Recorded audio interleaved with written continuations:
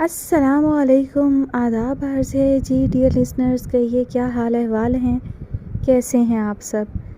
دعا ہے، امید ہے آپ سب خیریت سے ہوں گے۔ الحمدللہ میں بھی بالکل خیریت سے ہوں۔ اور جناب، آج میں آپ سب کے لیے ناول ریکارڈ کرنے کے لیے بالکل ہی مختلف جگہ پر بیٹھی ہوں۔ آج میں چھت پر بیٹھی ہوں آپ سب کو کہانی سنانے کے لیے۔ آج موسم بہت ہی خوشگوار ہے، چاند جو ہے وہ پورے سے زیادہ ہو چکا ہے، یعنی کہ گھٹنا شروع ہو چکا ہے، لیکن ابھی پوری طرح سے چمک رہا ہے۔ بادل ہیں اور بہت ہی لطف انگیز، بہت ہی مسحور کن ٹھنڈی ٹھنڈی ہوا چل رہی ہے۔ تو میں نے کہا کہ آج تھوڑا سا شور شرابہ بھی ہو تو ایسے موسم میں برداشت کر لینا چاہیے۔ تو آج آپ سب کے لیے کہانی جو ہے وہ میں چھت پر بیٹھ کر ریکارڈ کر رہی ہوں تاکہ ساتھ ساتھ موسم کو انجوائے کر سکوں۔ تو بیک گراؤنڈ میں آنے والی آوازوں کے لیے معذرت خواہ ہوں، آج آپ کو یہ برداشت کرنی پڑیں گی۔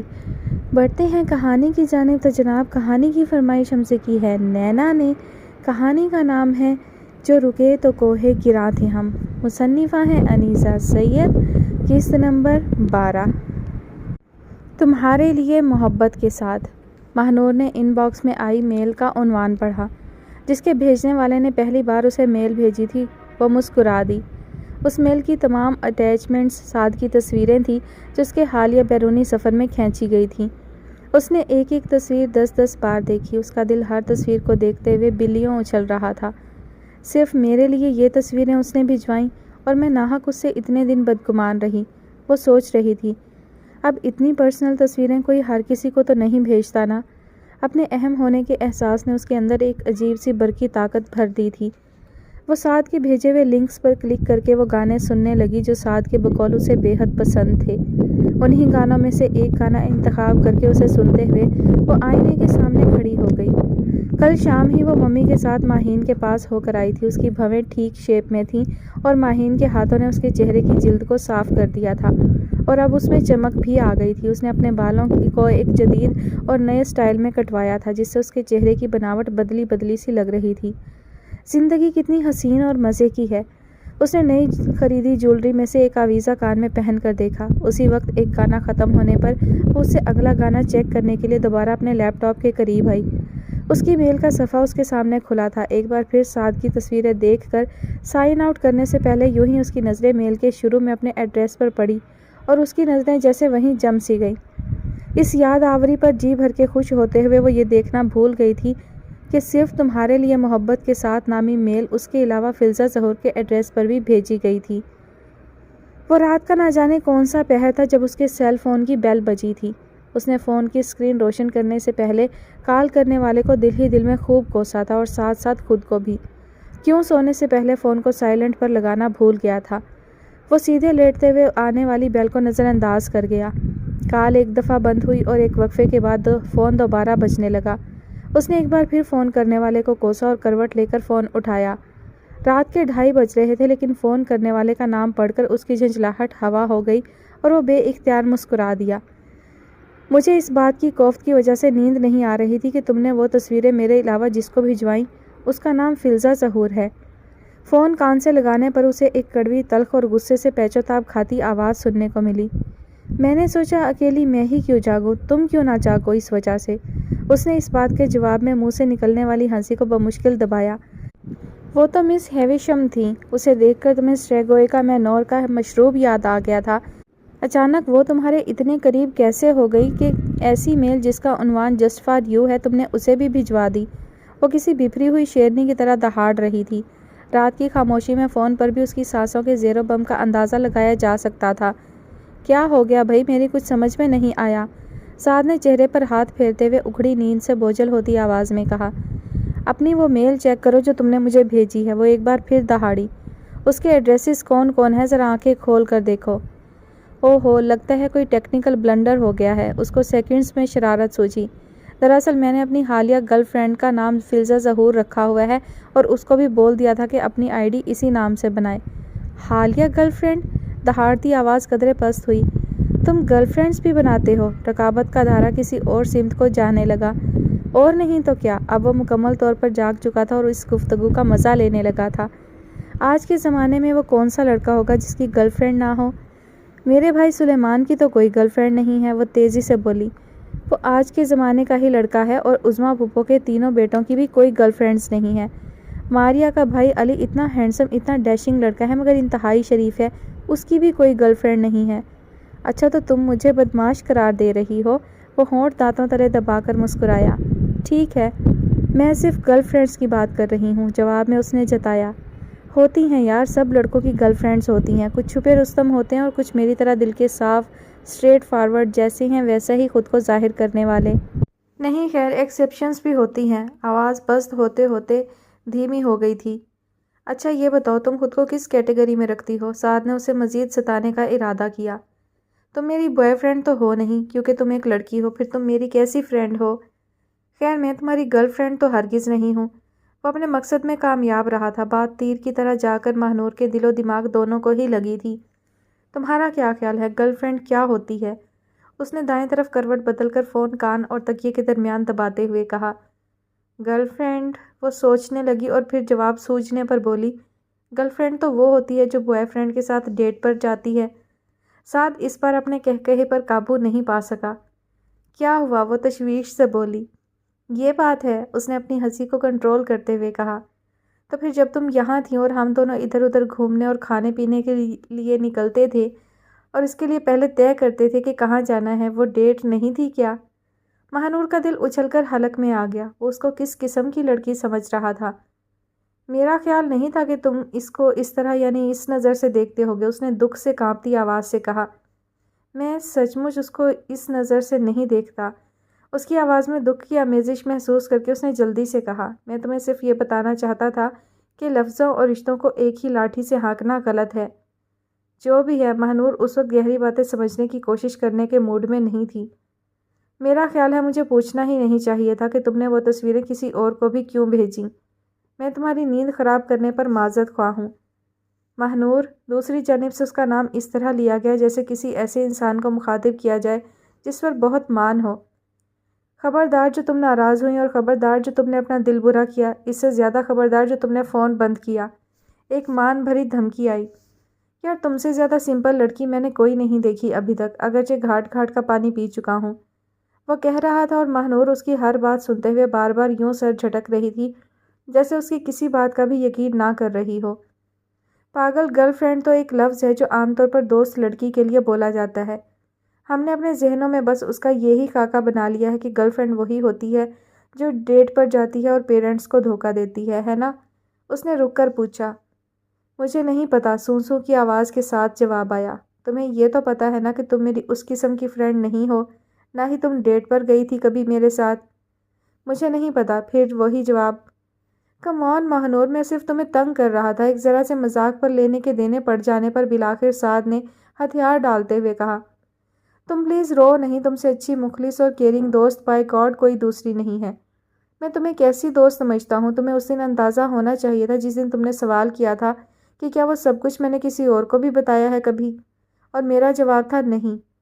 تمہیں اپنے معاملے میں شیور ہونا چاہیے، جو تمہارا دل کہتا ہے نا کسی بھی بات پر، وہی سچ ہوتا ہے، وہی حقیقت ہوتی ہے۔ میرا دل کچھ نہیں کہتا، وہ تو بالکل بے وقوف ہے، ڈمب ہے۔ ایک اور ناراضی بھرا جواب آیا۔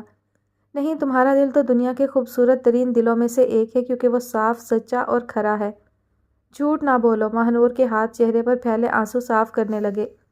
میں تم سے جھوٹ کیوں بولوں گا؟ وہ نرمی سے بولا۔ جھوٹ تو وہاں بولا جاتا ہے جہاں کوئی لالچ ہوتا ہے، کوئی نفع نقصان کا چکر ہوتا ہے، جہاں مصلحت ہوتی ہے اور جہاں دھوکہ دینا مقصود ہوتا ہے۔ میرا تم سے اس طرح کا کوئی واسطہ نہیں۔ میرے لیے تم ایک بہت قیمتی دوست ہو جسے میں کسی بھی صورت کھونا نہیں چاہتا۔ سچی؟ ماہنور نے رونا دھونا بھول کر سوال کیا۔ ہاں سچی مچی۔ وہ مسکرایا۔ پھر تم نے فرینکفرٹ جانے سے پہلے مجھے بتایا کیوں نہیں تھا؟ ماہنور ابھی تک اس بات کو بھولی نہیں تھی۔ غلطی ہو گئی، وہ فوراً بولا۔ کان پکڑ کر معافی مانگتا ہوں اور جب تک تم معاف نہیں کرو گی کان نہیں چھوڑوں گا۔ پہلے وعدہ کرو جہاں جاؤ گے مجھے ضرور بتا کر جاؤ گے۔ ماہنور نے موقع غنیمت جانتے ہوئے مزید زحمت سے بچنے کا وعدہ لینے کی کوشش کی۔ وعدہ کرتا ہوں جہاں جاؤں گا تمہیں ضرور بتا کر جاؤں گا، اور آئندہ تمہاری طرف سے آنے والی میل جو تم مجھے کرو گے میرے علاوہ کوئی ایڈریس ہی نہیں ہوگا۔ وعدہ کرتا ہوں، اس نے جواب دیا۔ اف ماہنور، میرے کان لمبے ہو جائیں گے، کب سے پکڑے ہوئے ہیں، اب معاف بھی کر دو۔ ہاں تم نے ابھی تک کان پکڑے ہوئے ہیں؟ ماہنور نے آنکھیں پھاڑتے ہوئے پوچھا۔ تو اور کیا، لال ٹماٹر ہو گئے میرے کان۔ چھوڑ دو پلیز، وہ بے قراری سے بولی۔ اف شکر ہے، وہ شکر کا سانس لیتا ہوا بولا۔ کان لمبے ہو جاتے تو لوگ تمہیں کہتے کس خرگوش کو دوست بنایا ہوا ہے۔ خرگوش؟ وہ ہنس دی۔ پتہ ہے جو کھا رہی ہے نا، اس نے ایک چینی یا شاید جاپانی خرگوش سے دوستی کر لی ہے۔ خرگوشوں کی بھی کوئی نیشنلٹی ہوتی ہے؟ اس نے حیرت سے پوچھا۔ گھوڑوں، ہاتھیوں، شیروں کی سنی تھی۔ او بھائی، یہ اصلی والا خرگوش تھوڑی ہے، یہ تو خرگوش کے کاسٹیوم والا چینی یا جاپانی لڑکا ہے جو پنجابی بھی بولتا ہے۔ کمال کا بندہ ہوگا بھائی وہ ملٹی نیشنل انسان۔ وہ ہنسا۔ کھاری بتا رہا تھا یہ خرگوش پہلے کسی سرکس وغیرہ میں کام کرتا تھا۔ اس بات سے مجھے سارا یاد آ گئی۔ ماہنور حسب عادت رو میں بولتی جا رہی تھی۔ سارا سے یاد آیا، وہ کیسی ہے اب؟ سارا بہتر ہے اور اس کے مزید بہتر ہونے کے چانسز بھی ہیں۔ تم اس کے لیے دعا کرنا پلیز۔ ماہنور نے مختصر جواب دیا۔ تم اس سے ملنے گئے تھے؟ ہاں گیا تھا، میں اس کے لیے کچھ گفٹس لایا تھا، وہ اسے دینے تھے اور اس کو دیکھنا بھی تھا، اس لیے گیا تھا۔ سعد کی اس بات نے ماہنور کے بلیوں اچھلتے دل کو زیر کر لیا تھا۔ اچھی بات ہے، وہ آہستگی سے بولی۔ اوہو کتنا ٹائم ہو گیا، تمہیں سونا بھی تو ہوگا۔ پھر وہ بولی۔ میری چھوڑو، مجھے تو تم جگا چکی ہو، اپنی بتاؤ تم نے سونا ہے یا نہیں؟ ہاں سونا تو ہے، وہ نیچی آواز میں بولی۔ کل میری ایک کزن کی مائیوں کا فنکشن ہے، بہت بڑا فنکشن ہوگا، ہم سب بہت ایکسائٹیڈ ہیں۔ تم سب؟ ہاں میرا مطلب ہے میں اور میری باقی کزنز۔ گڈ، پھر انجوائے کرو۔ وہ ہنسا۔ ٹھیک ہے اب تم سو جاؤ۔ ہاں پلیز اب تم بھی سو جاؤ، وہ بولا اور کال منقطع ہو گئی۔ میں جاگ گیا ہوں ماہنور اور اب شاور لینے جا رہا ہوں۔ میں نے شاور لے لیا ہے اور اب میں تیار ہو کر ناشتہ کرنے جا رہا ہوں۔ ناشتے کے بعد اب میرا آفس جانے کا ارادہ ہے۔ میں ابھی ایک میٹنگ میں جا رہا ہوں۔ میٹنگ سے فارغ ہو کر اب میں واپس اپنے آفس جا رہا ہوں۔ آج میں آفس سے جلدی اٹھ جاؤں گا کیونکہ آج مجھے ابراہیم کے ساتھ لنچ پر جانا ہے۔ لنچ لے لیا، اب میں فوراً آفس جا رہا ہوں، ایک کام ہے وہاں۔ اگلے روز ماہنور کو صبح سے شام تک سعد کی طرف سے اسی قسم کے میسیجز موصول ہوتے رہے۔ یہ کیا ہے بھائی؟ شام تک ان میسیجز پر حیران ہوتے رہنے کے بعد بالآخر اس نے پوچھ ہی لیا۔ ابھی آدھی رات ہی کو تو تم نے وعدہ لیا تھا کہ جہاں جاؤں گا تمہیں بتا کر جاؤں گا، جواب میں اس نے لکھا تھا۔ اف، ماہنور نے کہا، میرا مطلب یہ تھوڑی تھا۔ تمہارا جو بھی مطلب تھا، مجھے تو وعدہ نبھانا ہے، لہٰذا ایسے میسیجز کے لیے تیار رہو۔ نہیں، میں نے صرف یہ کہا تھا اگر ملک سے باہر جانے کا ارادہ ہو تو مجھے ضرور بتا دیا کرو۔ ماہنور کو اگرچہ سعد کے اس قسم کے پیغامات پر دلی مسرت ہو رہی تھی، مگر وہ ان سے ایک ہی دن میں دستبردار ہو گئی تھی۔ سوچ لو، پھر اسی بات پر خفا نہ ہو جانا۔ نہیں ٹھیک ہے، thank you for your concern anyways ویز، ماہنور نے کھلکھلاتے ہوئے کہا۔ اب یہ پوچھنے میں بھی کوئی حرج ہے کہ اماں یہ بتا دیں میرے کوئی ماموں، خالہ، پھپھو، چچا ہیں یا نہیں؟ نہیں ہے تو صاف کہہ دیں، یوں جھڑکیاں دے کر ٹالنا کیا بات ہوئی؟ سعدیہ کی بات نے چولہے میں لکڑیاں رکھتی آپا رابعہ کو جیسے زوردار برقی جھٹکا لگایا تھا۔ انہوں نے چونک کر سعدیہ کی طرف دیکھا۔ اسکول کی نیلی قمیض، سفید شلوار اور بڑے سے سفید دوپٹے والی وردی میں ملبوس سعدیہ کو شاید ان 2-3 سالوں میں پہلی بار غور سے دیکھا تھا۔ سعدیہ نے قد نکال لیا تھا، اس کا جسم بھر رہا تھا، اس کے چہرے پر بچپنے کے نشان معدوم ہو چکے تھے۔ اب ان کے سامنے اپنے آپ سے لاپرواہ کھلنڈری، بات پہ بات ڈر جانے والی سعدیہ کی جگہ ایک ذمہ دار، سمجھدار اور پہلے کی نسبت پر اعتماد لڑکی بیٹھی تھی جو لڑک پن سے جوانی کا سفر طے کرنے میں مصروف تھی۔ تم نے اس طرح بات کرنی کس سے سیکھی؟ آپا رابعہ نے اس واضح طور پر محسوس ہوتی تبدیلی سے آنکھوں میں پیدا ہونے والی چبھن کا احساس کم کرنے کے لیے پوچھا۔ بات کرنا کون سکھاتا ہے؟ بات کرنی خود بخود آ جاتی ہے، وہ اسی لہجے میں بولی جس نے انہیں چونکایا تھا۔ ماں سے بات کرنے کی تمیز کس نے بھلا دی تمہیں؟ انہوں نے سلور کا فرائی پین اٹھا کر اس کے گھٹنوں پر مارنے کی کوشش کرتے ہوئے کہا۔ سعدیہ نے اپنے گھٹنے پیچھے کر کے خود کو اس وار سے بچا لیا۔ جہاں کسی انسان کے پاس کسی بات کا جواب نہیں ہوتا وہیں وہ دوسرے پر حملہ آور ہوتا ہے اماں۔ سعدیہ نے آپا رابعہ کو سب کچھ بھول کر اپنا منہ تکنے پر لگا دیا۔ آپ نے کوئی بہانہ ہی بنانا ہے نا، غلط بیانی ہی کرنی ہے نا، تو کہہ دیں کہ سارے رشتہ دار مر کھپ گئے، کیونکہ جس گاؤں میں وہ رہتے تھے وہاں طاعون کی بیماری پھیل گئی تھی اور اس گاؤں میں چوہوں کو پیچھے لگا کر دریا کے حوالے کرنے کے لیے کوئی باجے والا شہزادہ نہیں آیا تھا۔ سعدیہ کی آواز بلند ہو گئی۔ یہ کیا کہ جب کوئی سوال پوچھو جواب میں ڈنڈے برتن جوتے کھاؤ؟ کب تک کھاؤ بھائی؟ وہ سر اٹھا کر بول رہی تھی۔ اور کیوں کھاؤ؟ کوئی ناجائز بات کی ہو تو بندہ کھا بھی لے۔ میرے تو سیدھے اور جائز سوال ہوتے ہیں، پھر بھی پتہ نہیں آپ کو کیوں غصہ چڑھتا ہے۔ वो उठते हुए बोली और अपना मलमल का सलीके से ओढ़ा दुपट्टा आदतन एक दफ़ा उतार कर दोबारा सर पर रख कर कंधों पर फैलाते हुए मजबूती से बुक्कल बांध ली। तांगा आने वाला है, मैं अब जाती हूँ, खुदा हाफिज। वो अपने सफ़ेद फ्लैट बूटों से सहन के कच्चे गीले फर्श पर निशान छोड़ दी डेवड़ी के पर्दे के पीछे गायब हो गई। हाथ में गुंधे आटे का पेड़ा पकड़े आपा राबिया वहीं बैठी रह गई। मौलवी सिराज सरफराज ने मस्जिद से वापसी पर घर के दाखिली दरवाजे का एक पट खुला पाया। दरवाजे को कुंडी तो ध्यान से लगा लिया करो राबिया बीबी। वो दरवाजे को अंदर से कुंडी लगाकर ड्योढ़ी का पर्दा हटाते हुए सहन में आकर बोले। एक गैर मतवक्का मंजर उनका मुंतजिर था। चूल्हे में आग जल रही थी और उस पर धरे तवे में से न सिर्फ धुआं उठ रहा था बल्कि उसके जलने की बू पूरे सहन में फैली हुई थी। सिल्वर और पीतल के गिलासों, प्लेटों, कटोरियों और डोल पर मक्खियां भिनभिना रही थीं। सिल्वर का फ्राई पैन उल्टा पड़ा था। खुश्के की परात करीब धरे आपा राबिया हाथ में गुंधे आटे का पेड़ा पकड़े गुमसुम बैठी थी। इस सूरत हाल ने कम फहम मौलवी सिराज सरफराज की छठी तो नहीं, कोई दूसरी या तीसरी हिस्स ज़रूर जगा दी थी जो उन्हें कह रही थी कि कहीं कुछ गड़बड़ ज़रूर थी। उन्होंने आगे बढ़कर तवा चूल्हे से उतारकर नीचे रखा। खैर है भाई, क्या हुआ? उन्होंने नायलॉन के डब्बे में रखे गुंदे आटे को मक्खियों से बचाने के लिए उस पर ढक्कन रखा और खुद आपा राबिया के सामने रखी पीढ़ी पर मुरब्बियों की तरह बैठ गए। राबिया बीबी, क्या बात हुई? अपने सवाल के जवाब में जामिद खामोशी पर उन्होंने आपा राबिया का कंधा झंझोड़ते हुए एक बार फिर सवाल किया। हाँ? आपा राबिया जैसे बेहोशी के आलम से होश में आई। खैर है ना, क्या हुआ? मौलवी साहब ने रंग बिरंग मोटे नग जड़ी चांदी की अंगूठियों वाला हाथ हिलाकर पूछा। खैर किधर है? आपा राबिया ने दीवानों की तरह हाथ में पकड़ा पेड़ा खुश्के की परात में पटकते हुए कहा और सर से उतरा दुपट्टा सर पर जमाया। हुआ क्या है? मौलवी का चूहे जैसा दिल अनजाने खदशात के तसव्वुर से लरजने लगा। रिज़्क, रोटी, मस्जिद की चाकरी, उनका दिल इन तीनों चीज़ों के जाने के खौफ से ही लरजता था। सादिया बच्ची नहीं रही मौलवी सिराज, सादिया जवान हो गई है। आपा राबिया ने वहशत ज़दा नज़रों से मौलवी साहब की तरफ देखा। वो सर उठाकर बोलने लगी है और उसे अपने सवालों के जवाबों के मुतालिक अंदाज़ा भी होने लगा है। आराम से राबिया बीबी, आराम से, मौलवी साहब ने सुख का सांस लेते हुए कहा। राबिया बीबी की ये हालत नौकरी, रोज़ी रोटी के जाने की वजह से नहीं हुई थी। कब तक आराम से बात करूं मौलवी सरफराज? आपा राबिया को मौलवी साहब के इत्मीनान भरे लहजे पर तैश आ गया। सादिया ने जवान तो होना ही था ना राबिया बीबी, कब तक वो छोटी बच्ची ही रहती? ये 10 पास कर लेगी तो इसका निकाह पढ़ाकर रुखसत कर देंगे। वक्ती सर उठाने पर सर कलम करने के भी तरीके बताती हैं किताबें। मैंने उसे डॉक्टर बनाने के ख्वाब देख रखे हैं मौलवी सरफराज। सफ़ेद कोट वाली डॉक्टर, दिल की धड़कन चेक करने वाला आला गले में डाल कर रखने वाली डॉक्टर। आपा राबिया वहशत ज़दा लहजे में चिल्लाईं। पर वो अभी से निश्तर लगाकर चीर फाड़ करने की ख्वाहिश करने लगी है। मैं बड़ी बड़ी बातें नहीं जानता राबिया बीबी, मौलवी साहब ने पीढ़ी पर बैठे बैठे अपने हाथ अपने घुटनों पर टिकाते हुए कहा। मगर इतना तो मुझे भी पता है कि डॉक्टर चीर फाड़ कर ज़ख्मों और बीमारियों का इलाज करते हैं।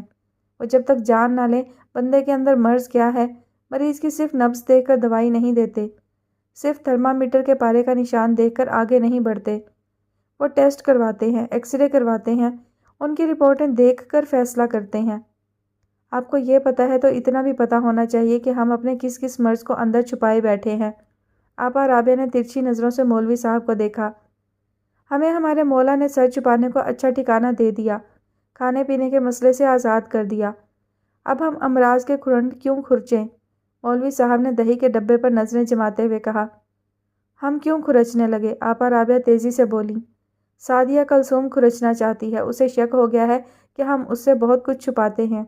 उसे शक हो गया है कि हमारे साथ और हमारे पीछे कोई गड़बड़ है। काकी है अभी सादिया। मौलवी साहब के मेदे ने भूख और बोझल बातों के ज़ेरे असर दुहाई देनी शुरू कर दी थी। ऐसे सवाल करने लगी है, ज़रा और बड़ी होगी तो सोच लो अपने तौर पर क्या क्या ना जानने की कोशिश करेगी। मौलवी साहब ने आपा राबिया की सोच को मज़ीद अनजाने खदशात से लरज़ाया। फिर मौलवी साहब साफ़े के नीचे छुपे बालों को खुजाते हुए बोले। एक रोटी डाल दो, अब तो दिन चढ़ने को आया। उनकी सारी फिक्रें भूख और खाने से शुरू होकर भूख और खाने पर ही ख़त्म होती हैं। इन्हें क्या खबर मेरा दिल कैसे कैसे वहमों से लरसता है। आपा राबिया ने दिल में किलसते हुए खुश्के में पेड़ा पटका और रोटी बनाने लगी। घी ज़रा ज़्यादा लगा लो, दही पर शक्कर डालकर ज़्यादा घी वाली रोटी के साथ खाने का मज़ा दोबाला हो जाता है। मौलवी साहब ने सुरमा लगी आंखों से देसी घी वाले डब्बे के अंदर झांकते हुए फरमाइश की। खाए जाएं घी में तरबतर पराठे मौलवी जी, भले जिस्म के साथ साथ अकल पर भी चर्बी चढ़ती चली जाए اور وقت کے ساتھ اتنی چڑھ جائے کہ انسان اور جانور کا فرق بھی سمجھ سے باہر ہونے لگے۔ دل ہی دل میں کلستی آپا رابعہ نے سوچا، لیکن زبان سے ایک لفظ نہیں کہا۔ شوہر کی نافرمانی کرنے والی عورتوں کی بابت وہ اتنی حکایتیں سن چکی تھی کہ انہیں لگتا ادھر ان کے منہ سے کوئی غلط لفظ ادا ہوا، ادھر وہ آگ کے شعلوں کے مزید قریب ہوئیں۔ اس نے 15ویں دفعہ لچکدار آٹے نما ربڑ سے گھوڑا بنانے کی کوشش کی اور پھر اس کی شکل بگاڑ دی۔ گھوڑا اس سے بن نہیں پایا۔ اب وہ مختلف رنگوں کے ڈو کے ڈبے کھول رہی تھی۔ ان ڈبوں کو کھولنے کے بعد اپنے ہاتھوں اور بازوؤں کو تیزی سے حرکت دینے کی کوشش کرتے ہوئے انہیں مختلف شکلوں میں ڈھالنے لگی۔ سیمی آنٹی نے کچن میں کھانا بناتے ہوئے دوبارہ کچن اور کمرے کی درمیانی کھڑکی سے جھانک کر اسے دیکھا۔ وہ میز پر جھکی اس لچکدار ربڑ سے کھیل رہی تھی۔ تیسری بار انہوں نے چشمہ آنکھوں پر لگا کر دیکھنے کی کوشش کی کہ وہ کیا بنا رہی تھی۔ پیلے رنگ سے اس نے ایک لمبی سی رسی بنانے کی کوشش کی تھی۔ نارنجی رنگ ایک سر، ایک دھڑ، 2 بازوؤں اور 2 ٹانگوں میں ڈھالا پڑا تھا۔ یہ تمام اعضاء الگ الگ رکھے ہوئے تھے اور اب وہ بھورے رنگ سے نبرد آزما تھی۔ اس کا انہماک اور مسلسل اس کام میں جتے رہنا سیمی کو اچھا لگ رہا تھا۔ وہ رونے، کڑھنے، مایوس رہنے اور حسرت بھری سانسیں لینے کے دور سے ایک قدم آگے بڑھنے کی کوشش میں مصروف تھی، اور اس کا یہ قدم منفی لکیر کے بجائے مثبت لکیر کو چھو رہا تھا۔ مجھے امید ہے نمائش اچھی رہی ہوگی، سعد نے کافی سے لبریز پیالی کی اوپری سطح پر تیرتی جھاگ کو دیکھتے ہوئے کہا۔ کافی کا ایک سپ لینے پر جواب کا انتظار کیے بغیر اس کے منہ سے نکلا، آپ کافی اچھی بناتی ہیں۔ یقیناً، جواب میں وہ اپنے بے تاثر چہرے کو ذرا سا ہلا کر بولی، میں ہر وہ کام اچھا کرتی ہوں جس میں تلخی کا عنصر موجود ہو۔ یقین کیجیے یہ بھی ایک آرٹ ہے، سعد نے بے ساختہ کہا، اور بہت دلچسپ آرٹ ہے۔ میں جانتی ہوں، اس نے سعد کو غور سے دیکھتے ہوئے جواب دیا، اور پھر اپنا دھیان اپنی پیالی کی طرف کر لیا۔ لوگ مٹھاس سے رغبت رکھتے ہیں عموماً، وہ مسکرایا، تلخی میں دلچسپی رکھنے والے لوگ یقیناً بہت مختلف اور بہت خاص ہوتے ہوں گے۔ یقیناً تم بہت اچھے انگریزی اسکولز میں پڑھے ہوگے، کالج، یونیورسٹی میں بھی ضرور ٹاپ کیا ہوگا، پھر تمہاری اردو اتنی اچھی اور خالص کیسے ہے؟ تمہارا لب و لہجہ بھی بہت درست ہے، جبکہ تمہاری عمر کے لڑکے، خصوصاً وہ جو تمہاری کلاس سے ہی تعلق رکھتے ہیں، ان کو اس زبان سے اب خار آنا شروع ہو چکی ہے۔ اس نے موضوع کو بالکل ہی بدلتے ہوئے کہا، میں جیسا دیس ویسا بھیس کا قائل ہوں، اس لیے، سعد نے برچستہ جواب دیا، مجھے پتا تھا آپ عصر حاضر کے علامتی مصوروں کے بجائے ایک ایسی مصورہ ہیں جس کا رشتہ اپنی زمین، ثقافت اور زبان سے بہت گہرا اور مضبوط ہے، لہٰذا آپ کے سامنے بیٹھ کر گفتگو کرتے ہوئے مجھے بہت محتاط رہنا چاہیے۔ تم بہت بڑے فنکار ہو، وہ خلاف توقع مسکرائی، بلکہ بہت بڑے ڈرامہ باز ہو۔ کیوں، ایسا ہی ہے کیا؟ اس نے سوالیہ نظروں سے سعد کی طرف دیکھا۔ بجا فرمایا آپ نے، سعد نے ادب سے جواب دیا، بندہ ناچیز نوٹنکی کا بادشاہ ہوگا عنقریب۔ اس نے سینے پر ہاتھ رکھ کر تعظیماً سر کو ہلکا سا جھکاتے ہوئے کہا، میرے مستقبل کے منصوبوں میں یہ منصوبہ سر فہرست ہے۔ فضل اور میمونہ کو جانتے ہو تم؟ جواب میں ایسا سوال سننے کو ملا جس کی اسے قطعی توقع نہیں تھی۔ وہ کون؟ اس نے ذہن میں اٹھتے 4 قسم کے جوابوں میں سے ایک جواب کا انتخاب کرتے ہوئے کہا۔ تھی ایک جوڑی، وہ کچھ یاد کرتے ہوئے بولی، جس کسی گھر میں ان دونوں نے بطور آیا اور کل وقتی ملازم نوکری کی، اس گھر کے بچوں کو خالص اردو اور درست لب و لہجہ سکھا کر ہی نکلے۔ میں نے سوچا شاید تمہارے بچپن میں وہ تمہارے گھر میں بھی کوئی 3-4 سال لگا گئے ہوں، جبھی تم اتنی خالص زبان بول رہے ہو۔ اچھا، سعد نے کافی کی پیالی میز پر رکھتے ہوئے کہا، اب کہاں رہتے ہیں یہ دونوں؟ ہیں ایک قریبی گاؤں میں، اب تو صرف زبان ہی باقی رہ گئی ان کے پاس، باقی تو سب پر جھاڑو پھر گیا۔ تم کافی اور لوگے بناؤں؟ وہ اس سے پوچھ رہی تھی اور سعد کا ذہن اس کی بات میں اٹک کر رہ گیا تھا۔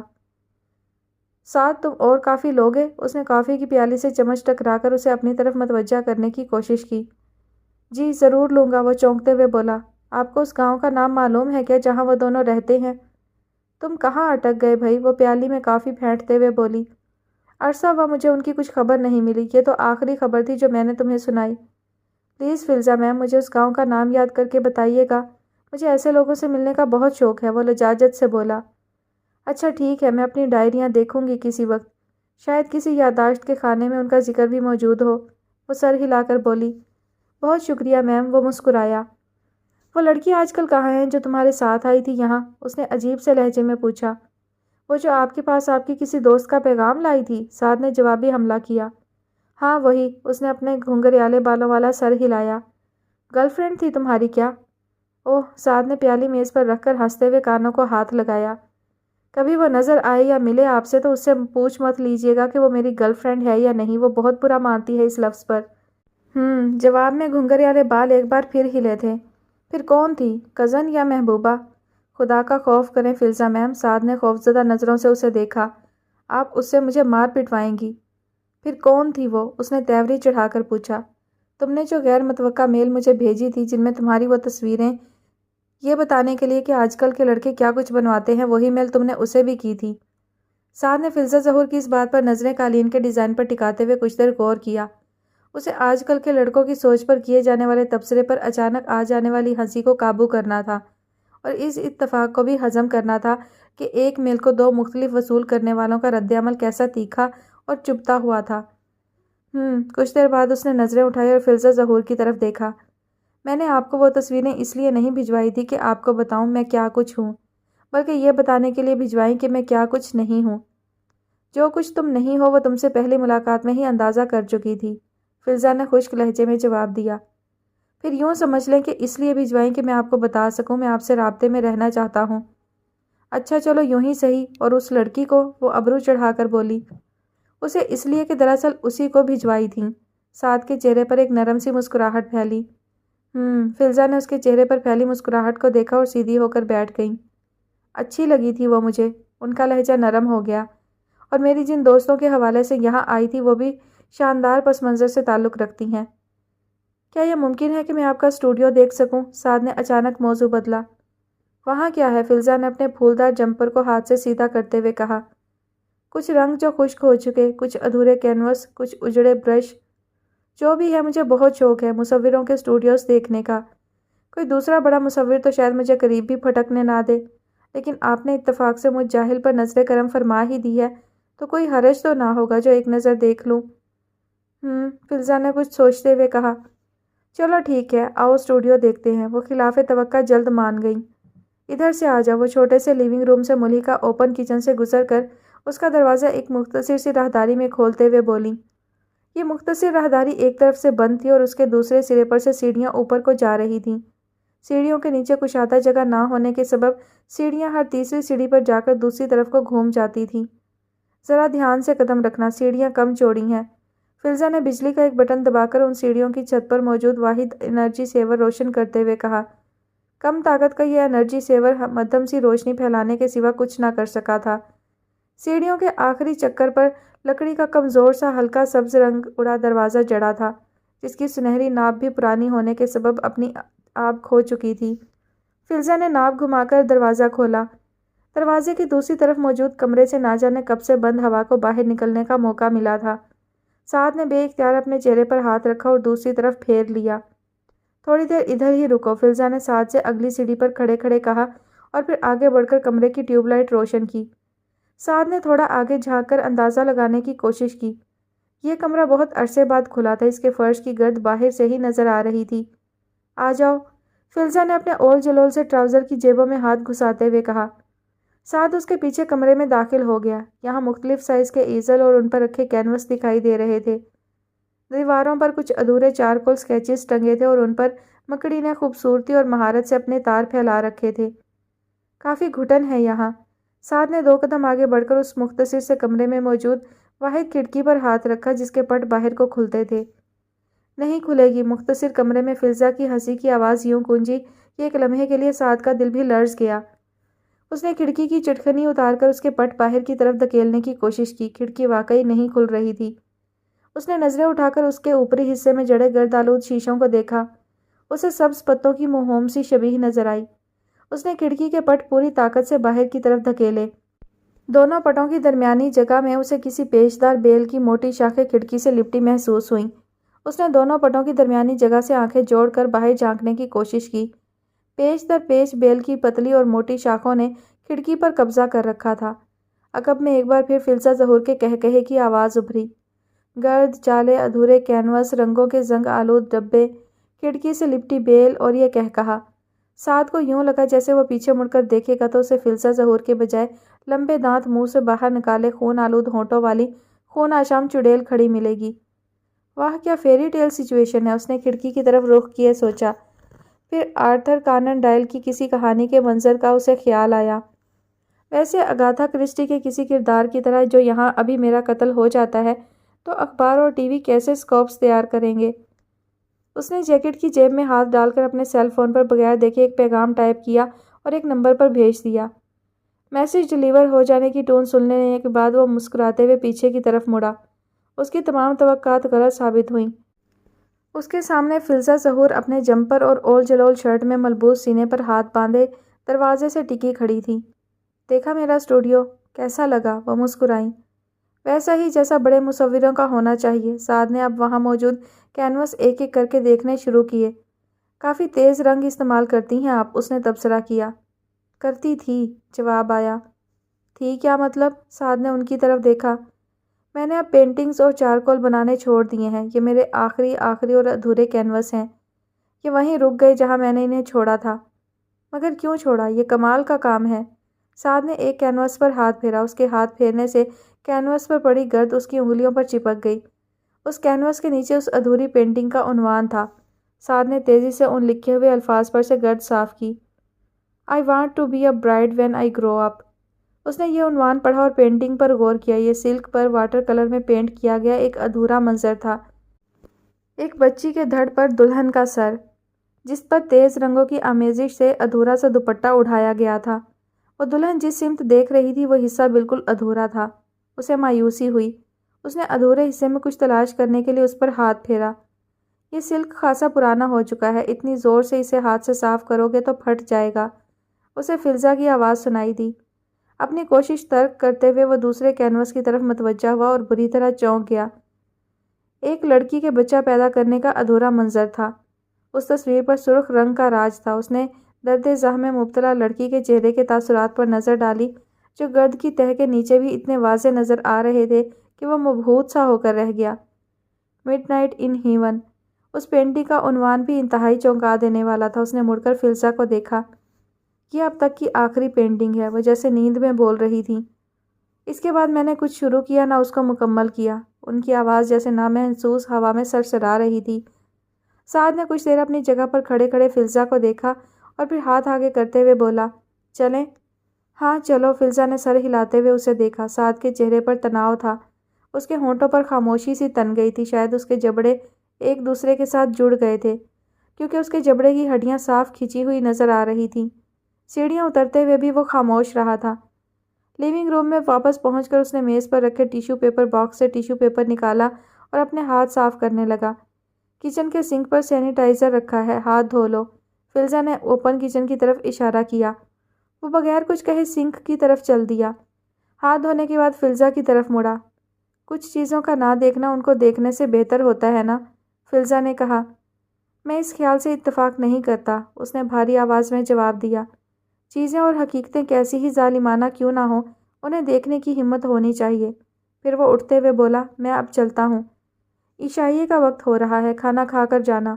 اس نے جیسے سعد کا موڈ خوشگوار کرنے کے لیے گاڑی اردو کا استعمال کیا۔ پھر کبھی صحیح، اس نے کہا۔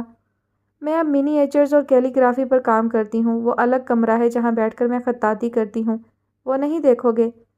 میں آپ کے پاس اکثر آیا کروں گا، لہٰذا اسے پھر کسی دن دیکھ لوں گا۔ میں زیتون اور مشروم کا سلاد بہت اچھا بناتی ہوں، اگر تم مجھے صرف 15 سے 20 منٹ دو تو۔ فلزا نے اس کے کندھے پر ہاتھ رکھتے ہوئے کہا۔ میں نے آپ کو بتایا نا، میں آپ کے پاس اب اکثر آیا کروں گا، اس نے نرمی سے فلزا کا ہاتھ ہٹاتے ہوئے کہا۔ میں آپ کے پاس عشائیہ، ظہرانہ اور فجرانہ سب کروں گا، آپ فکر نہ کریں۔ تم یقیناً بہت مختلف ہو، فلزا نے کہا۔ نہیں، میں بالکل ویسا ہی ہوں، صرف میں کہنے والی بات دل میں رکھنے کی بجائے کہہ دیتا ہوں، سعد نے جواب دیا اور لیونگ روم کے میز سے اپنی گاڑی کی چابیاں اٹھا کر باہر نکل آیا۔ چھوٹے سے پورچ میں فلزا کی گاڑی کھڑی تھی۔ وہ گاڑی کو کراس کرتا گیٹ کے قریب پہنچا اور لاشعوری طور پر سر اٹھا کر دیکھنے لگا۔ اس گھر کی مشرقی دیوار پر نیچے سے لے کر اوپر تک بیل پھیلی تھی، رینگ رینگ کر اوپر چڑھتی بیل، پیچ و خم کا شاہکار بیل، اور یہی بیل اوپر جا کر لکڑی کی اس رنگ اڑی کھڑکی پر بھی چڑھی تھی جس کے پیچھے فلزا ظہور کا ادھورا جہاں ویران پڑا تھا۔ آپ ہن سرکس میں کام نہیں کرتے؟ کھاری نے لاہور میں اپنے واحد دوست سے پوچھا۔ یہ دوست بھی چودھرانی کے اس دورہ لاہور کے دوران ہی ملا تھا جس میں چودھرانی کے ساتھ کھاری اپنی ڈیوٹی لگ جانے پر کبھی خوش ہوتا اور کبھی اس سے اوب جاتا۔ نہیں یار، اب سرکس میں کام کرنے کو دل نہیں چاہتا، اس کے دوست نے جواب دیا تھا۔ اچھا جی، پر میں نے سنا تھا کافی پیسے لگ جاتے ہیں سرکس میں۔ खारी ने चौकीदार का फ़ोन एक कान से उतारकर दूसरे कान से लगाते हुए कहा, पैसे ही कमाने हैं ना खारी साहब, तो सर्कस में ना सही किसी और जगह लोगों को हंसाकर कमा लें, क्या फ़र्क पड़ता है। आहो ये तो 16 आने सच्ची बात आखी तुसा ने। खारी ने नाम याद करने की कोशिश की। क्या नाम बताया था तुसा अपना? मोहम्मद रिजवानुल हक। हैं जी। खारी इतने ज़्यादा इस्लामी नाम की बिल्कुल भी तवक्का नहीं कर रहा था। उधर हमारे फार्म हाउस में जो आते हैं ना जापानी और चीनी, उनके नाम तो ओखे ओखे होते हैं। पिंग करके, कभी पुंग करके, कभी जाओ जाओ। नाम लो तो हंस हंस के पेट दोहरा हो जाए बंदे का। खारी ज़ोर से हंसा। मैं मुसलमान हूँ खारी भाई, अल्हम्दुलिल्लाह। ओहो भाई, वाह जी वाह। खारी बच्चों की तरह खुश हुआ। तुसा ने नमाज से कुरान सीख लिया हुआ है? हाँ वो भी आता है अल्हम्दुलिल्लाह। वाह भाई भाई मोहम्मद रिजवानुल हक, तुसी इधर हमारे फार्म हाउस पर ज़रूर आना। मैं आपको अपनी बहन जी से मिलाऊंगा। वो बड़ी खुश होंगी तुसा नाल मिल के। ज़रूर खारी भाई, मैं तब आऊँगा जब मेला होगा। मुझे मेलों के पंघूड़ों वाले झूले बहुत पसंद हैं। ओए होए होए, खारी ने खुशी से उछलते हुए अपनी रान पर हाथ मारा। एक बारी जब मैं निक्का काका था ना, माई जनते के साथ पंघूड़ों वाले झूले पर बैठ गया था। लो जनाब, साडा पंघूड़ा ही उलट गया। दब के सट लगी मेरे मत्थे पे, गुड़ुमड़ पड़ गया था। गुड़ुमू समझते हो तुसी? खारी को अचानक मुखातिब की मुख्तलिफ कौमियत याद आ गई। मुझे सब समझ है खारी भाई, गुड़ुमू सूझ जाने को कहते हैं। आप बोलें। तुसा मैनू भाई बोल दिता, हुण मैं तुसा को भाई बन के दिखाऊंगा जी। खारी ने संभल कर बैठते हुए उर्दू बोलने की कोशिश कम करते हुए कहा। जवाब में रिजवानुल हक की हंसी की आवाज़ आई। तुसी कितना मीठा हंसते हो जी, खारी ने खुश होते हुए कहा। शुक्रिया खारी भाई, और आप भी बहुत मीठी बातें करते हो। चलो फिर पक्का हो गया ना, तुसी मेले पर आ रहे हो? ज़रूर इंशाअल्लाह, लेकिन वापस जाने से पहले आपने मेरे पास चक्कर ज़रूर लगाना है। हम इकट्ठे खाना खाएंगे। ओ इधर जी, खारी ने इधर उधर देखते हुए कहा। बड़ी मुश्किल है, मैं जिनके पास कामा हूँ उन्हां दी फैमिली विच ना वड्डी शादी हो रही है, और मुझे वहाँ तुहाडे पास ले जाने वाला कोई नहीं। चलो कोई बात नहीं, आप मुझे पता बताओ खारी भाई, मैं खुद आपको ले जाऊँगा। अच्छा जी। खारी सोच में पड़ गया। अच्छा फिर ए लो भाई, चौकीदार नाल गल करो, वो एड्रैस समझाता है आपनू। गुल खान ने खारी के दोस्त को एड्रैस समझाया और फ़ोन बंद करके खारी की तरफ देखकर हंसने लगा। की होया जी? खारी ने चौकीदार के दांत नकोसने पर पूछा। यहाँ भी दोस्तियाँ बना ली तुमने खारी, तुम बादशाह आदमी हो भाई।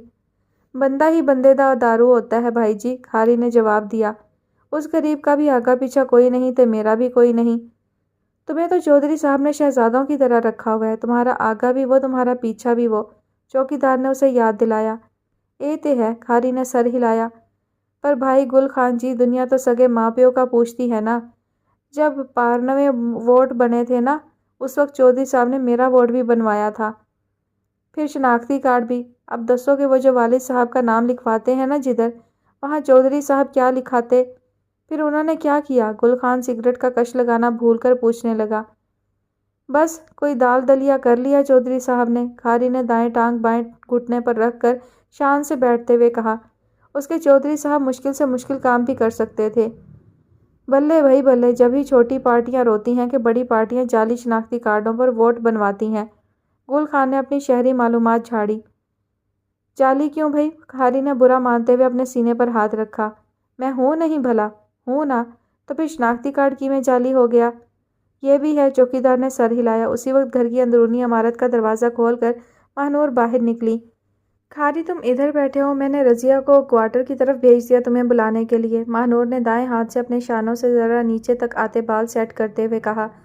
जी बीबी। खारी मुअद्दब अंदाज में खड़ा हो गया। आओ ज़रा फातिमा खाला की तरफ चलते हैं, मैंने उनसे कहा था तुमसे मिलवाऊंगी। महानूर आगे चलते हुए बोली। खारी ने सवालिया नज़रों से गुल खान की तरफ देखा। उसने साथ वाले घर की तरफ इशारा करते हुए शाने उचका दिए। इतनी मज़े की और इनोसेंट बातें करता है खारी कि क्या बताऊं मैं आपको। महानूर ने फातिमा खाला के टीवी लाउंज में सोफे पर आलती पालती मारकर बैठते हुए कहा। सफ़ेद शलवार कमीज़ में मलबूस, सर पर क्रोशिये की सफ़ेद टोपी रखे और पैरों में नीली हवाई चप्पल पहने खारी एक तरफ होंकों की तरह खड़ा था। आओ खारी बेटा, बैठ जाओ ना, खड़े क्यों हो? गोरी चिट्टी माई ने कहा, जो उस दिन महानूर बीबी का पूछ रही थी और अंग्रेज़ी भी बोल रही थी। खारी हैरान रह गया। वो ऐसे लाउंज और डाइनिंग रूम्स में मेहमानों को मुख्तलिफ चीज़ें पेश करने, उनकी खिदमत खातर करने का आदी था। खुद मेहमान बनकर ऐसी जगह पर बैठना उसे कहाँ आता था। उसने कुछ देर सोचा और चप्पल उतारकर नीचे बिछे कालीन पर बैठ गया। ارے بیٹا ادھر کیوں بیٹھے ہو، اوپر بیٹھو، چلو شاباش، خدیجہ نے اسے پکارتے ہوئے کہا۔ نہیں جی ادھر ہی ٹھیک ہے، کھاری کے لیے یہ بہت نیا اور انوکھا تھا، مجھے تو یوں بالکل بھی اچھا نہیں لگے گا، پلیز بیٹا ادھر اوپر اس اسٹول پر بھی بیٹھ جاؤ۔ خدیجہ نے ایک سنگل صوفے کے قریب رکھے اسٹول کی طرف اشارہ کیا۔ اتنے اصرار پر کھاری کو اوپر بیٹھنا ہی پڑا۔ ہاں اب بتاؤ کیا کرتے ہو، کیا شوق ہیں تمہارے؟ فاطمہ نے مسکراتے ہوئے اس سے پوچھا۔ شوق؟ کھاری نے مہنور کی طرف دیکھا۔ کھاری کو بابے منگو کے میلے پر جانے اور سائیں کی کافی سننے کا شوق ہے صرف، مہنور نے فاطمہ کی طرف دیکھ کر ہنستے ہوئے کہا۔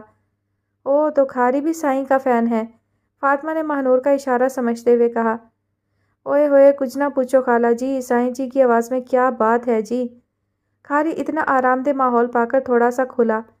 سائیں ہوراں کو مہنور بی بی نے پوچھا تہاڈی آواز میں اتنے درد کی وجہ کی تے پتہ جے کی بولے؟ انہاں آکھیا ایسا راز عشق ہے نا مہنور بی بی، یہی دسیا تھا نا؟ کھاری نے مہنور سے تائید چاہی۔ اچھا عشق میں مبتلا تھے سائیں جی، فاطمہ نے مہنور کی طرف دیکھتے ہوئے کہا۔ اب پتہ نہیں یہ عشق مجازی تھا یا حقیقی، کیا خیال ہے مہنور؟ فاطمہ دانستہ مہنور کو بولنے پر اکسانے کے لیے بولی۔ ہمیں کیا پتہ، مہنور نے ان کے سوال سے نظریں چرائیں۔ اچھا کھاری وہ تو سناؤ بندر والے کا قصہ جس کی بندریا لنگڑی اور بندر بھینگا تھا، مہنور نے بات بدلی۔ اور کھاری کو تو ایسی باتیں سنانے کا موقع درکار تھا۔ 1 گھنٹے کے اندر اس نے ایسے ایسے قصے سنائے کہ مدتوں سے کھل کر نہ ہنسنے والی خدیجہ اور فاطمہ کی آنکھوں میں ہنس ہنس کر پانی بھر آیا۔ اف توبہ کھاری بیٹا، تم تو دوائے لا مرض ہو، خدیجہ نے چشمہ اتار کر اپنی آنکھیں ٹیشو پیپر سے خشک کرتے ہوئے کہا۔ کیا مطلب خدیجہ خالہ؟ مہنور نے ان کی بات نہ سمجھتے ہوئے پوچھا۔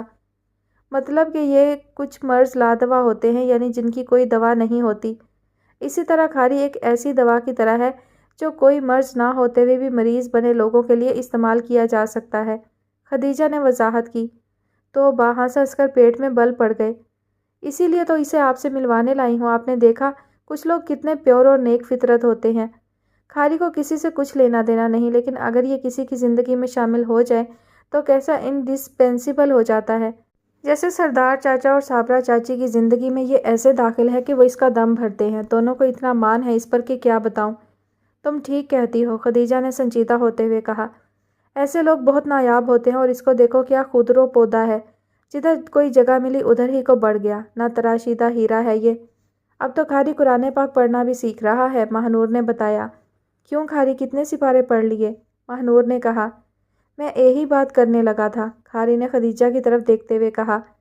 مہنور بی بی جو سچ پوچھو تو انہاں خالہ جی دا چہرہ ساڈے بہن جی نال بہت ملدا ہے، بالکل اوہی نین نقش۔ خدیجہ نرمی سے مسکرائی۔ اگر تمہاری بہن جی میری عمر کی ہیں کھاری بیٹا تو ایسا ممکن ہے، کیونکہ اس عمر میں آ کر اکثر لوگ ایک جیسے ایکسپریشن چہروں پر سجا لیتے ہیں۔ ایکسپریس دا تے مجھے نہیں پتا جی، کھاری نے سر جھٹکتے ہوئے کہا، پر ماندرا ویسا ہی ہے۔ بہن جی سے میں سپارے کا سبق لیتا ہوں جی۔ یہ تو بہت اچھی بات ہے کھاری بیٹا، تمہاری بہن جی بہت لکی ہیں، فاطمہ نے ہونٹوں پر آئی مسکراہٹ کو دباتے ہوئے کہا۔ مہنور میں نے تمہارے لیے گول گپے بنائے ہیں، کھاؤ گی؟ خدیجہ کو اچانک یاد آیا۔ گول گپے آپ نے بنائے؟ مہنور نے آنکھیں پھیلاتے ہوئے پوچھا۔ ہاں ہاں بالکل، خدیجہ اٹھتے ہوئے بولی۔ گول گپے بنانا تو بڑا مشکل کام ہے فاطمہ خالہ، یہ خدیجہ خالہ نے کیسے بنا لیے؟ خدیجہ نے کچن کی طرف چلے جانے کے بعد مہنور نے فاطمہ سے پوچھا۔ ٹی وی کے کوکنگ شوز سلامت رہیں، فاطمہ نے صوفے کے بازو پر ہاتھ پھیرتے ہوئے کہا۔ سارا دن بیٹھی دیکھتی رہتی ہیں؟ گول گپے تو جی چاچے خدا بخش دے کھانے والے ہوتے ہیں جی۔ کھاری کو اس گفتگو میں بھی کودنا یاد آیا۔ ٹاٹری بالکل نہیں ڈالتا جی پانی وچ، بڑی صفائی ہوندی ہے اس کے برتنوں میں۔ مہنور بی بی آپ خالہ جی کو بھی لے کر آنا کبھی فارم ہاؤس، چاچے خدا بخش کو ریڑھی سمیت لے آؤں گا۔ ضرور کھاری بیٹا، ہم تمہارے فارم ہاؤس پر ضرور آئیں گے انشاءاللہ، فاطمہ نے اس کی پرخلوص دعوت کا مسکرا کر جواب دیا۔ محمد رضوان الحق نے بھی وعدہ کیا ہے، وہ بھی آئے گا فارم ہاؤس، کھاری مسکرا کر بولا۔ محمد رضوان الحق؟ مہنور نے حیرت سے کھاری کو دیکھا، وہ کون ہے؟ اوہو اے جاپانی کے پتہ نہیں چینی خرگوش، کھاری نے سر کے اشارے سے یاد کروایا۔ اچھا، مہنور کو ہنسی آ گئی، اس کا اتنا مشکل اور بھاری بھرکم نام ہے کیا؟ چینی خرگوش کا نام ہے یہ؟ فاطمہ حیرت سے بولی، ناقابل یقین۔ مہنور خدیجہ اور فاطمہ کو محمد رضوان الحق کی تفصیل سنانے لگی۔ اس دوران کھاری نے کھانے کی چیزوں سے بھری اس پلیٹ کی طرف توجہ رکھی جو خدیجہ نے اسے پکڑائی تھی۔ گاڑی لے تو لی ہے پر ہے چھوٹی، تم کبھی شکر نہ کرنا کسی بات پر۔ ہم نے ہمیشہ اونچے محلوں اور بڑی گاڑیوں کی دعائیں دے کر ویلیں وصول کی ہیں۔ ہم بھاگ لگے رہیں کی دعا دیتے ہیں، اس کا مطلب ہوتا ہے کہ قسمت اونچی چمکے، شاندار ہو۔ اسی لیے تو چھوٹی چیزوں پر حیرت ہوتی ہے۔ دعا دینے کے لیے اتنا گلا پھاڑ اور چیز ملنے پر آئی تو اتنی چھوٹی۔ کبھی گاڑی میں بیٹھنے کا تصور بھی کیا تھا تم نے؟ جھوٹ کیوں بولوں، کبھی نہیں کیا تھا۔ ہم تو چوراہوں اور ٹریفک کے سرخ سگنل پر رکنے والی گاڑیوں کے شیشے بجا کر لوگوں کو شیشے نیچے کرنے پر مجبور کرنے والے لوگ ہیں۔ ان کو دعائیں دیتے اور ان کے ڈیش بورڈوں میں رکھے سکوں میں سے اپنا حصہ وصول کرتے ہوئے یہ بھی نہیں دیکھتے کہ گاڑی اندر سے ہے کیسی۔ اب سکہ سکہ جوڑ کر جمع کر بھی لیں تو گاڑی خریدنے جوگے پیسے تو 2 زندگیاں مل جائیں پھر بھی اکٹھے نہیں کر سکتے۔ تو پھر شکر کیوں نہیں کرتی کہ چھوٹی ہی صحیح گاڑی آئی تو صحیح۔ یہ جو میں چھوٹی بڑی کر رہی ہوں اپنے لیے تھوڑی کر رہی ہوں، یہ تو میں تمہارے لیے کر رہی ہوں، کیونکہ چھوٹی گاڑی میں تمہاری شخصیت چھوٹی لگتی ہے۔ میں جانتی ہوں تمہارا خاندان بڑا، اس کا نام بڑا، اس کے بھاگ بڑے، پھر تم کیسے چھوٹی گاڑی میں بیٹھو گی؟ میرے خاندان کے بھاگ بڑے نہیں، بہت چھوٹے ہیں۔ تم کیا سمجھو اس بات کو؟ جو خاندان کی بیٹیوں کی چھوٹی چھوٹی غلطیوں پر انہیں معاف کرنے کے بجائے انہیں دھکا دے دیں، ان کے بھاگ بہت چھوٹے ہوتے ہیں، بڑے نہیں ہوتے۔ اور دیکھا، تم پھر میرے خاندان کا ذکر لے کر بیٹھ گئی۔ کتنی بار تم سے کہا ہے میرے خاندان کا نام نہ لیا کرو میرے سامنے۔ او ہو، غلطی ہو گئی سرکار، کانوں کو ہاتھ لگا کر معافی مانگتی ہوں جناب۔ اسلام آباد والے کا بزنس ابھی ڈھنگ سے جمع نہیں، پھر بھی اس نے یہ چلتی چلاتی گاڑی لے کر تحفے میں دے دی۔ گاڑی چھوٹی صحیح پر دینے والے کا دل کتنا بڑا ہے۔ یہ تو ہے، وہ جو موٹو سیٹھ ہے پیکیجز والا، اس کے پاس انت کا پیسہ ہے، مگر جسے اور پیسے کے برعکس دل اتنا سا ہے، چڑی جتنا۔ جتنی دیر یہاں رہتا ہے بیوی کے خوف سے لرزتا رہتا ہے، نہ غزل کا لطف اٹھا پاتا ہے نہ گیت کا، اور اٹھتے وقت دہاڑی کی طرح گنے چنے پیسے دے کر چلتا بنتا ہے۔ دل اور پیسہ، دنیا اور لوگ، زندگی کے اس سیاہ دور میں داخل ہونے کے بعد ہی تو دیکھے ہیں میں نے۔ تم نے اب دیکھے ہوں گے، میں تو آنکھ کھلتے ساتھ ہی دیکھ رہی ہوں۔ میرا ابا اپنے گاؤں کا واحد میراثی تھا، جدھر کہیں شادی بیاہ ہوتا اپنی ٹیم اور اپنے بچوں کی فوج لے کر چل پڑتا، جگتے کستا، ویلے وصولتا، بھاگ لگے رہیں گے نعرے مارتا۔ ہم بہن بھائیوں کی فوج بارات آنے پر باراتیوں کی طرف سے کئی 100 کے نوٹ لوٹتے، ابے کی جگتے سنتے اور ہاتھ میں پکڑے ڈول، لفافے اور ڈبے اٹھائے روٹی کھلنے کا انتظار کرتے۔ جوں ہم بڑے ہوتے گئے ہمیں جگتیں کرنے، دعائیں اور ویلیں لوٹنے کے فن کے قواعد ازبر ہوتے گئے۔ سو بچپن میں ہی دل بھی دیکھ لیے، پیسہ بھی، دنیا بھی اور لوگ بھی۔ اچھا چلو فلسفے نہ جھاڑو، کوئی مہمان آتا ہے غزل یا گیت سننے تو تمہاری شکل پر زمانے بھر کی مسکینی چھا جاتی ہے، تمہاری نظریں بھاگ لگے رہیں کی دہائی دیتی محسوس ہوتی ہیں، اور تمہاری ہر حرکت میں ایسا ندیدہ پن ٹپکنے لگتا ہے کہ آنے والا کوئی چھوٹا موٹا نوٹ پکڑانے پر مجبور ہو جاتا ہے۔ کیا کریں، عادت سے مجبور ہیں۔ تمہیں عزت کی زندگی، عزت کی روٹی راس نہیں آتی کیا؟ مجھے تو اس بات کا افسوس ہے کہ میرا ساتھ بھی تمہاری کچھ تربیت نہیں کر پا رہا۔ ہاں ہائے، اب ایسے تو نہ کہو، میں کتنی بدل گئی ہوں، دیکھا نہیں؟ فیشن کے کپڑے پہنتی ہوں، بال بھی تیل سے چپڑنا چھوڑ دیا، گلاس میز پر رکھ لیتی ہوں، تمہارے ساتھ کھانا کھانا سیکھ گئی ہوں، میرے ہاتھ میں پکڑے چمچے نے چاول سنبھالنے بھی شروع کر دیے ہیں، آئے گئے کو ادب آداب سے سلام کرتی ہوں، موسم کے مطابق چائے شربت پیش کرتی ہوں، نہ بھاگ لگنے کی بات کرتی ہوں، نہ ستے خیراں کا نعرہ مارتی ہوں، اور وہ کھانے سے پہلے کٹور دان میں سالن ڈال کر نعمت کھانے میں کون چھپاتا ہے تاکہ جب میں سو جاؤں تو باورچی خانے میں بیٹھ کر باسی روٹی کے ساتھ لگا کر بھکر بھکر کھائی جائے۔ اور آئے گئے کو موسمی مشروب پیش کرنے سے پہلے جھوٹا کرنا کون لازمی سمجھتا ہے؟ بھلا اور رہا نعرے لگانے کا شوق، تو وہ تم نالیاں صاف کرنے والے جمعدار اور سبزی بیچنے والے تک کو سنا کر پورا کر لیتی ہو۔ ایک وقت میں 4-5 بالیاں کانوں میں پہننی تم نے نہیں چھوڑی، اور پراندے سے گھنگرو ابھی تک چھنکاتی پھرتی ہو۔ لو جی، اتنا کچھ چھوڑ دیا پھر بھی باتیں۔ اچھا، اب بجائے شرمندہ ہونے کے ناراض ہونے لگیں۔ چلو جاؤ، دیکھو دروازے پر دستک ہو رہی ہے، روٹی لینے آیا ہوگا مولوانوں کا شاگرد۔ آئے ہائے، ایک تو میں اس مر بھوکے سے بہت تنگ ہوں۔ اپنے وقت پر آ کر دستک دیتا ہے، 1 سیکنڈ نہ آگے نہ پیچھے، دروازہ کھولو تو نظریں نیچے، ہاں کٹورا آگے ہوتا ہے۔ چلو جا کر دروازہ کھولو، وہ بیچارہ انتظار کر رہا ہوگا۔ اور ہاں دیکھو، میں نے ٹینڈے گوشت کے سالن میں ٹینڈوں کے 6 ٹکڑے اور گوشت کی 3 بوٹیاں اس کے لیے رکھی ہیں۔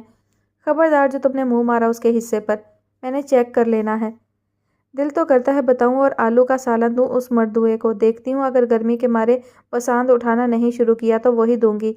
کمبخت کا دل چاہتا ہے گوشت کے ناگے والے دن بھی اس کو بکرے کی پٹ اور ران کا گوشت شوربے میں تیرتا ملے۔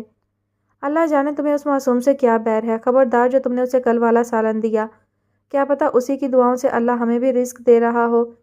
اسی کی دعائیں تو ہمیں لگنی ہیں، پتہ نہیں کہاں سے بھاگ کر ادھر کو آیا۔ وہ تو مولوانے ہیں، ذرا نیک دل جو اپنے پاس رکھ لیا تو اس کی شکل پر بھی تھوڑی رونق آ گئی، ورنہ جب آیا تھا کیسے فاقے نظر آتے تھے اس کی شکل پر۔ تم جاتی ہو یا میں خود اٹھوں؟ بیچارہ 5ویں بار دستک دے رہا ہے، مایوس ہو کر لوٹ جائے گا، کچھ سوچو۔ وہ کلام پاک حفظ کر رہا ہے، اس کے اندر کلام پاک محفوظ ہو رہا ہے، تم اس کے بارے میں یوں بات کرتی ہو جیسے نہ جانے کتنا حقیر ہو۔ توبہ توبہ، اللہ معاف کرے، کلام پاک تو سب کلاموں کا بادشاہ ہے، میں اندھی گونگی بہری ہو جاؤں جو اس کی شان میں کوئی گستاخی کروں؟ میں تو اس کی بات کر رہی تھی جو باہر کھڑا ہے، عمر دیکھو اس کی، 40 سال کی عمر میں حفظ کرنے کا شوق آیا ہے اسے۔ رکو اب میں خود جاتی ہوں، تم تو اس کی عمر اور حالات کا تجزیہ ہی کرتی رہو گی۔ نہیں ٹھہرو، میں یہ گئی۔ اگر آج رات تک میں تمہارے پاس نہ پہنچ پاؤں تو سمجھنا میں قتل ہو چکا ہوں۔ ابراہیم نے اپنے فون پر آنے والا یہ پیغام پڑھا اور ان تینوں کا انتظار کرنے میں مصروف ہو گیا جنہیں اس نے سعد کی خبر لانے بھیجا تھا، کیونکہ اس پیغام کے آنے کے بعد سعد کا فون آف ہو چکا تھا۔ اچھا تو تم پینا کولاڈا نوش کر کے میرے مرنے کا غم غلط کر رہے ہو۔ 10 منٹ بعد اسے اپنے قریب سعد کی آواز سنائی دی۔ تم کدھر تھے یار، اور کون تمہیں قتل کرنا چاہتا تھا؟ ابراہیم اسے سامنے دیکھ کر جیسے شادی مرگ کی کیفیت میں مبتلا ہوا۔ تمہیں کیا فرق پڑتا ہے، تمہارے لیے تو مرنا بھی کھانے کے ساتھ اور جینا بھی کھانے کے ساتھ۔ نہیں یار مذاق نہیں، میں واقعی بہت پریشان تھا۔ ابے گدھے، اگر تو پریشان تھا تو تجھے چیٹر باکس کے بجائے پولیس اسٹیشن میں بیٹھے ہونا چاہیے تھا۔ میں نے سکندر، کاشف اور طاہر کو تیرے پیچھے بھیجا ہے۔ ابھی 2 منٹ پہلے سکندر نے مجھے بتایا کہ تمہاری گاڑی بنی گالا کی طرف مڑتے دیکھی تھی کسی نے آج 3 بجے کے قریب۔ اوئے، سعد نے آنکھیں سکیڑ کر اس کی طرف دیکھا۔ وہ کسی کون تھا جس نے میری گاڑی وہاں دیکھی؟ یہ میں کیوں بتاؤں؟ ابراہیم نے دونوں بازو اپنی باہر نکلتی توند پر باندھتے ہوئے چہرہ دوسری طرف کر لیا۔ تمہارے تو اچھے بھی بتائیں گے، سعد نے دانت پیسے۔ تم یہ بتاؤ نا، تم قتل کیوں نہیں ہوئے ابھی تک بائی دا وے؟ ابراہیم نے اسے تنگ کرنے کی خاطر کہا۔